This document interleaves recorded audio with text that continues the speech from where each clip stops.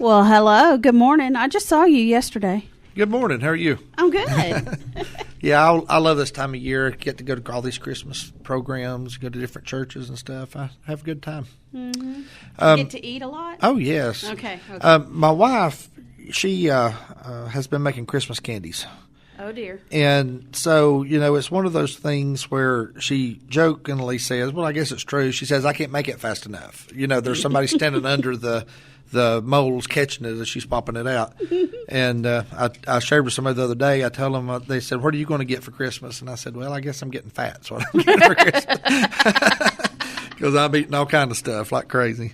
I had went on this thing, I talked about a couple of weeks ago where I'm wearing the Fitbit now and trying to lose some weight and all that. And I was doing real good there for a while. And then when Christmas time rolled around, it just kind of blew all that out of the water. So I guess I have to reserve that for my New Year's resolution and try to make some changes there. I don't know. So how have you been? Right well. Well. I'm trying not to gain weight. Oh, okay. All right. Yeah, we like I say, we're going right along. We had last night we spoke at the Abundant Life Church. I went down and did a sermon there at the Abundant Life there in Peachtree and had a good time there. They had a candlelight service and all their kids come out and did different performances and played instruments and sang and all those kind of things. And it's just a wonderful thing this time of year to see all the kids getting out and doing stuff. And I was sharing with somebody the other day. I went to the Christmas tree lighting down in Murphy a couple of weeks ago.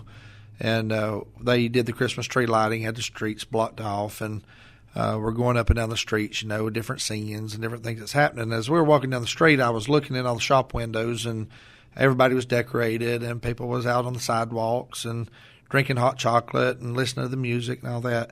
And I just thought to myself how wonderful that is that we still live in an area and in a place where we can still experience that and experience the Christmas season and all the good things that happens around that. A lot of these cities and a lot of these other places kind of lost that, but we still have it.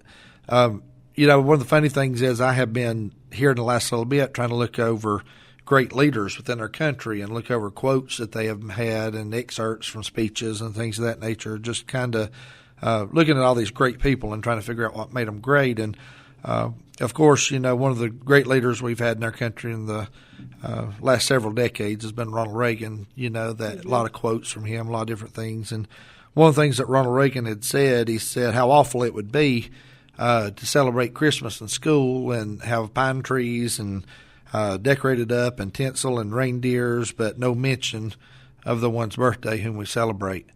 He later went on that quote to say, what will teachers say when the kids ask them, why do we celebrate Christmas? And so, we always have to think about that and have to think about that the reason for the season is to celebrate our Savior's holiday and our Savior's birthday and be thinking about why we do celebrate Christmas. And I usually wear a tie. I've got a little green package-looking tie on today, a stripe, but Christmas tie. But I wear a tie quite often in this time of year. It says Jesus is the reason for the season, and so we have to always remember that while we celebrate. But I love Christmas, and I love this time of year, and I'm just glad that we live in an area where we can still celebrate it. As we're supposed to, not as we're told to. Right, that's right. Yeah. Well, going on to those quotes, like Ronald Reagan, I've had several quotes even right here in front of me about Ronald Reagan, some things he had said. But one of the other things he said is government exists to protect us from each other. And he said where government has gone beyond its limits and when it decides to protect us from ourselves. Yeah. And so I think that's kind of where we're getting to in our country, where our government's deciding they know better to protect ourselves from ourselves. And according to Ronald Reagan, not just him but other great leaders within history, they've always warned against that and say, government's here to protect you from each other, not to protect you from yourself. And so we need somebody to protect us from the government, right? So we're kind of overstepping our bounds, and we see that a lot through the sheriff's office. We do this program to kind of talk about what goes on in the sheriff's office and what we're seeing there around us. And one of the things that we're seeing in the sheriff's office through this election coming up and through this presidential election is things like permits, weapons permits, purchase permits. They are going out the roof. People are lined up to come in to get these permits, and they get concealed weapons permits and purchase permits. And I just spoke with the lady that does our permits right before I left, and she had shared with me that within the last 10 days that she has processed 177 purchase permits and concealed gun permits within the last 10 days. And so the totals for this year is definitely going to be up by the end of the year. So we're looking at end of December of getting those totals in to talk about what the actual permits have been for the year. I think last year we did like 600 and so, almost 700 purchase permits, and we did a little over 500 concealed weapons permits. But if we're doing 210 days, I think we're gonna pass last year's mark. So. But that's because people are afraid they're not going to have that right anymore. It is. When our current president gets on television and speaks, and some of the other politicians that's running for office, when they speak, it strikes fear in people of what the future might hold. So they come and they come to purchase those permits and try to get those permits before there's more registration or more ban on those permits. But speaking of the purchase permits, one thing I do want to let the people out there understand and let them know is that there's been a little bit of different process with the purchase permits. The state has mandated us to do some things differently. Used to, you would come in and get a purchase permit, and almost immediately, if not just a few minutes later, you could get that purchase permit processed and through and get it back to you. And a lot of people that would come in and do that permit would just wait in the office till they got done, and then they'd leave with it. But with some of the new regulations the state has put down, they're having us do mental health background checks and some other things for the purchase permit part, which drives it more like the concealed handgun permits. And so sometimes it's taken days to get those done and to get them back. And some of the people that's got purchase permits in the past are kind of frustrated when they come in because before it didn't take but just a few minutes or an hour or two to get the permit and to get back. But now sometimes it's taking days, not just with the process that's going through, but also just the number of people that's coming through. Yeah.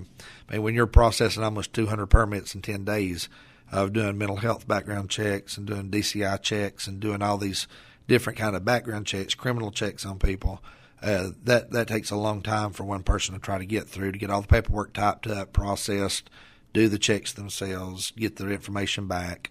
And to try to get that done. But the lady that we've got doing that does a very good job with it. She is on top of everything, and she's getting it done. But it is a daunting task. It's a task to try to get all that stuff done. Yeah. And on top of that, when people talk about the sheriff's office, they don't realize the kind of those background things that we do. And on top of the concealed and purchase permits, we have to deal with precious metal permits, pawn shops, pawn tickets, those kind of things. Trying to make sure they're in compliance with state law and doing the things they need to do. People coming in and applying to be a purchase or a precious metal dealer, we have to do all those background checks and to get those permits issued to those people. All that comes through the sheriff's office. So that's a whole other task in itself for trying to make sure all that gets done. I hope we don't have a problem with it in the future, but we did the adult entertainment ordinance. The commissioners did that, and that's going to be up to the sheriff's office to do the background checks and all those kind of things on those applications. So we're not experiencing any of that yet. Hope we don't experience any of that anytime soon. And we don't expect it to be a major ordeal, but that's just going to be some other things that's going to be on the back of the sheriff's office that we're going to have to deal with. And then when you come into records keeping and retention and those type of things, then you got a whole other issue there of processing those records, keeping those records, and where you're going to put them and all those kind of things. So there's just a lot of stuff that goes on in the background of the sheriff's office that people don't tend to think about a lot of times.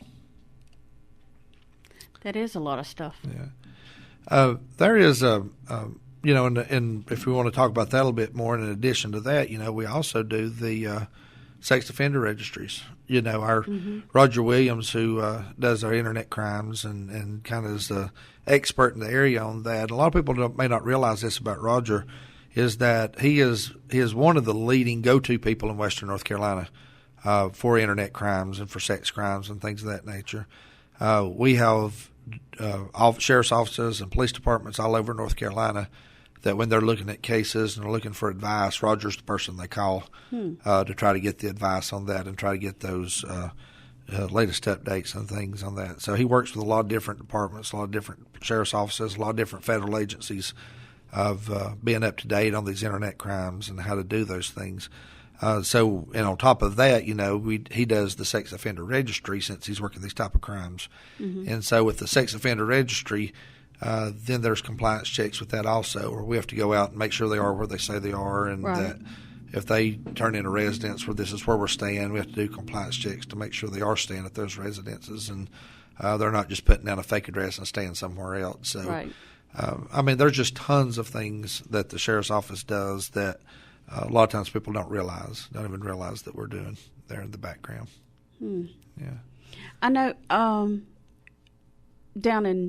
At least down in Columbus, Georgia, they have a certain radius around the residence that can't be. It can't be close to a school, can't be close to a church, or Yeah, those are in effect in North Carolina also. There's only certain places they can live, and that's one of the things we have to check on when they turn in a residence address and say this is where I'm going to be staying. Part of that compliance is to make sure it's not near a school or not near a certain residence or around a certain place where they're prohibited to be. So we have to go through all that process too to make sure that the address they turn in is okay for them to live at. Right. So.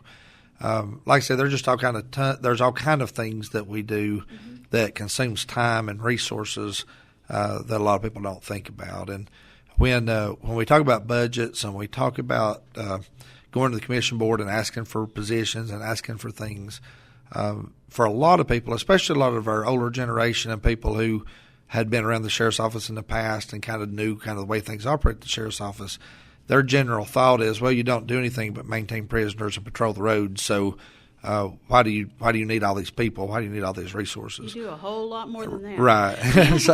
and so a lot of times they don't realize the things that's going on in the backgrounds and all the resources we need to keep the place operable and keep it running, and not just to exist, but also to be efficient in what we do. And those are some things that that we've had a lot of discussions about the sheriff's office recently. And I want to sit down with our commissioners later one-on-one and talk to them about, and collectively as a group in an open meeting we'll talk about. But, what is the mindset? What is the mindset of the commission board? What's the mindset of the county manager? What's the mindset of the public? What do you want to see out of the sheriff's office? Do you want to just give us the resources to survive? Do you want us just to maintain what we have? Do you want us just to do what we have to do and get by?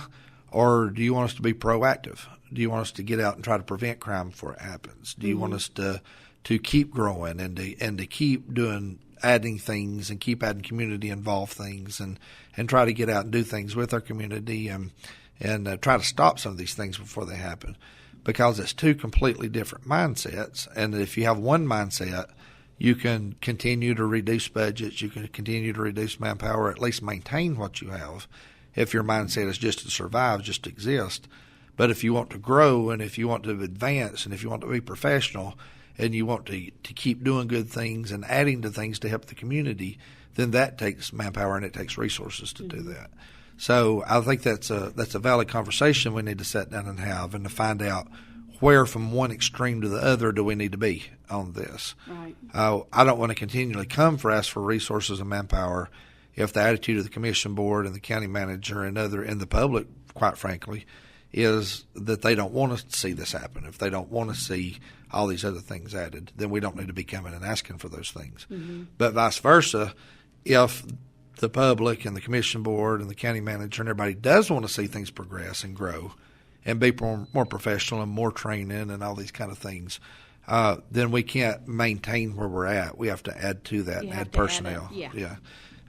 To do that. So I think somewhere in the middle there's a happy medium that we can come up with and we can come to a solution with, but I think it's going to take sitting down and talking about it and trying to figure out where we need to be on this and what we need to try to accomplish in the next few years at the sheriff's office. But, the question has been asked many times about putting resources in the sheriff, not just the sheriff's office, but EMS and 911 and into these other things. The question has been asked, when's enough? When's enough kind of thing. And so, that's why we need to know where those boundaries are, where those lines are, because it depends on what your mindset is. It depends on where you want to go, where the future wants to be, of where enough is enough. And those are all going to be valid conversations that we're going to have to sit down and have and come to a consensus on. Yeah.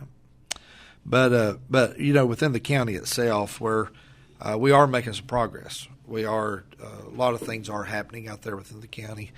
A lot of people I've got a lot of comments, a lot of remarks about the drug raids and the drug busts and things we've had recently, particularly with people who have done this for years and years and nothing's ever happened to them, and now they're starting to see things happen to some of these people.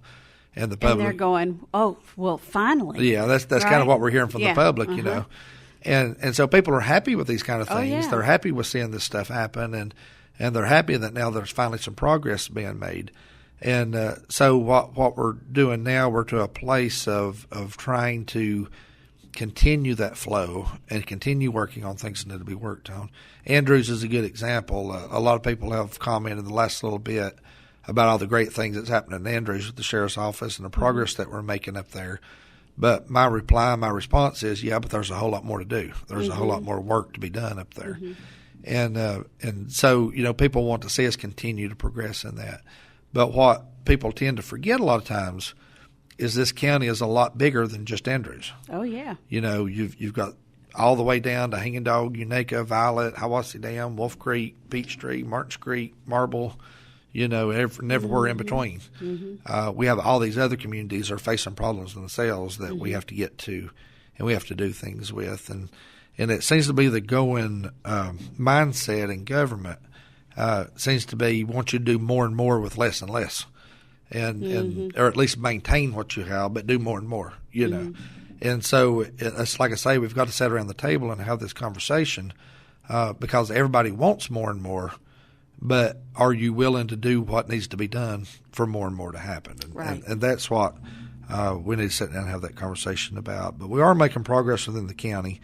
Some interesting things that I see happening that I think people will be happy with, not just fighting the drug issue and the drug problems, but in fighting these problems, we have seen actually all summer long, but particularly in September and October, the breaking and enterings and larcenies have kept growing and growing and growing, have getting bigger more and more a month. When we got in September and October, we were averaging about 40 to 44 breaking and enterings a month. We're averaging a little over 50 larcenies a month. That was getting reported to the sheriff's office. But by putting efforts into this, fighting drugs, putting the commission board, give us a couple more people, one more investigator and two more people to put out there. And so in the process of doing this, in just a matter of a couple months, we've seen those numbers drop from averaging 44 break and enters a month to now 15. We brought that number down to 15 a month. And now we've went from having over 50 larcenies a month down to averaging about 20 larcenies a month. So we are seeing crime rates drop. We are seeing some things happen that we're getting results of the manpower and getting things that are put out there. But it's one of those things, we have to keep asking, do you want us to continue to add and continue to fight these things that need to be done? Because with the manpower and the resources we have, when we focus in on something, at least something else opens. Right. And so we have to go back and try to catch up where we left open before. And it's almost like a cat and mouse game with everything out there. The criminal element kind of sees where you're working and they try to go somewhere where you're not working and do things you're not looking at. And then when you face the things that they're doing now, they try to switch around and do something else, So we may have a lot of breaking enterings and larcenies, and then when we concentrate on that and kind of get that brought down, then we start seeing frauds and those type of things come up, or assaults go up, and those kind of things happen. So when we turn our attention back to the assaults and the frauds and all those kind of things, if we don't stay on top of the breaking enterings and larcenies, then you'll start seeing those go back up. Right. So it's just one of those things of how needing the resources and the manpower to do it all at the same time. Right, because you can't cover everything if you don't have enough people. Right. And I was thinking about this on the way in this morning and kind of where we wanted to be as a sheriff's office and what we want to see for the future. And I know everybody will not agree with this philosophy, and it's okay if you don't. Everybody has the right to their own opinion and their own mindset about things, and that's okay. But for me personally, I would rather have too many people and have a deputy out here or a couple deputies that has enough time that they can take a vacation with their family or do things and not really miss them, or have enough time to come in and do their paperwork and to get caught up on the things without things getting neglected on the road. I would rather see that happen and have some extra time on their hands as to have everybody we have running crazy like they have been the last several months, answering calls back to back to back and still calls pending, and not having time for their families and not having time to do the reports and not having time to get caught up on things. I would rather see the first happen, and even if that means adding a couple extra resources, a couple extra people you don't need. Now, I know a lot of people may not agree with that, and they say, well, that's just a waste of money, that's a waste of time, and that's okay if you have that philosophy. But it goes back to what I said before, is just what do you want to see? What do you want to see out of the sheriff's office?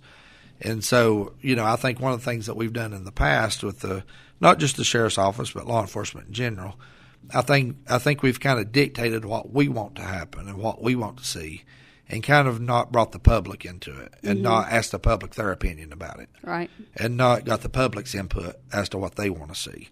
And so what we're going to be doing after the first of the year, when January comes around, is be checking our websites, be checking our Facebook accounts and things of that nature, and we'll even have some hard copies available. But what I'm going to do is after the first of the year, I'm going to put out some surveys to the public.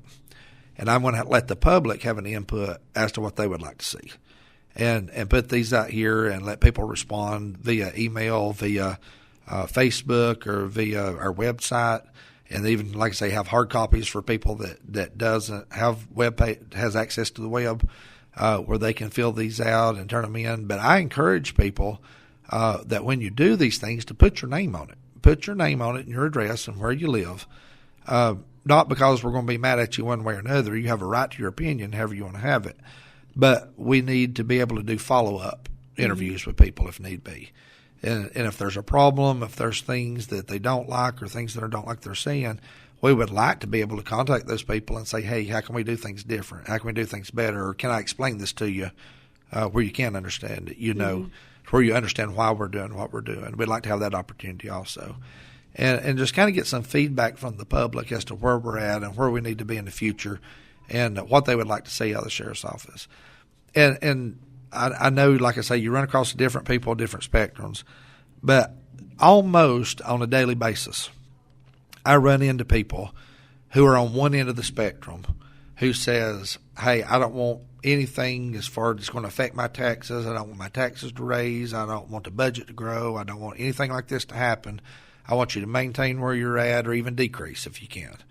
And you have people all the way on that spectrum. And then you run into other people on the other end of the spectrum that says, hey, I don't care if they do increase my taxes. Let them raise my taxes. I want protection. I want officers out there. I want crime stopped. I want these things to happen. Even if that means giving you more people, if that means giving you more cars, if that means increasing my taxes, I want to see that happen. And then you have the broad range of people who's somewhere in the middle on this. So we want to be able to get those surveys out and get people able to respond on get public input to kind of see what the majority of the people that respond, kind of what their mindset and their attitude is. So when we sit down the table with the commission board, with the county manager, we can look at this cross section and say, okay, based on what I'm seeing and what the surveys are saying, this is kind of what people want to see.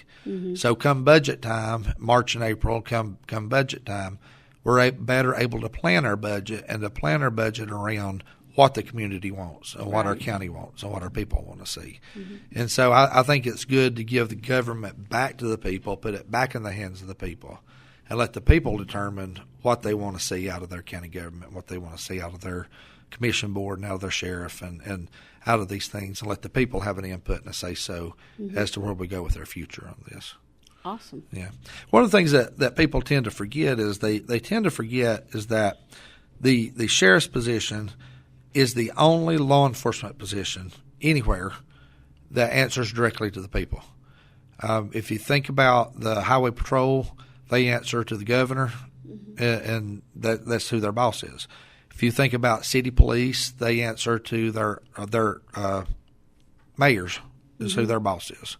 If you think about any kind of your wildlife agencies and ALE and this kind of stuff, they answer to that governor, that state government. If you think about federal agencies, FBI, ATF, all those, they answer to their directors, and directors answer to the president. So the position of sheriff is the only position that answers directly to the people. And so that's why I want to kind of put it back in the hands of the people and let the people decide what they want to see out of their sheriff's office and how they want to see their sheriff's office grow. And I remind my officers of this all the time. Heaven forbid, I hope it doesn't ever do that. But if for whatever reason, if the people of Cherokee County came and said, hey, we don't want our sheriff patrolling streets and we don't want them answering 911 calls and we want them doing this thing, guess what? We won't do it because that's what the people wants. Mm-hmm. And so we're kind of, they tend to forget that the government is run by the people, for the people, by the people. And it's not for us to be a dictator as to tell the people what to do. They tell us what to do. And so we always need to remember that when we deal with our public. And so that's kind of our mindset of going into this future year is kind of, now that we've kind of got some fire stomped out, got some things straightened out, got some things smoothed out, got into a good place where we're able to take off in multi directions, whichever direction we think we need to go in. Now that we're in that place, it's time for the people to stand up and voice about what they want and what they want to see out of their sheriff's office and be a part of their government and be a part of their community. So we're putting that out there for everybody. Be looking sometime after the first of the year, probably the first or second week in January, you'll start seeing that on our websites and being available for people. And we'll be available for a few months till we start our budget process. So be able to be attentive to that. Other thing I do want to mention, I know our time's running close here. We're about time to go. But one thing I do want to mention is that this year on the second week in January 9th, we are going to do our first annual officer awards is what we're going to do.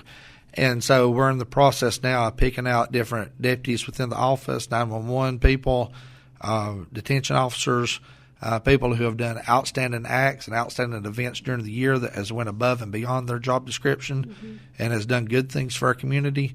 And we're going to recognize some people during this awards process, and we're going to do an Officer of the Year award for our number one Officer of the Year. We'll have a Deputy Sheriff of the Year. We will have a Detention Officer of the Year and a 911 Dispatcher of the Year. So that's kind of what we're looking forward in January, and we want to give these guys some credit and ladies also, give these guys and ladies some credit as to the good things they're doing in their community and the good things that are happening. And so I invite people to be a part of that also. It's going to be at the Hackney Warehouse down here in Murphy on January 9th. And we're sending out invitations to that. But if you're a community person and you don't get an invitation but you want to come to it, feel free to come down there and take part in that awards banquet. We'll be glad to have you there to see what your officers are doing, to see what your sheriff's office is doing. Awesome. Thank you. All right. You have a great day. You too. All right. It's the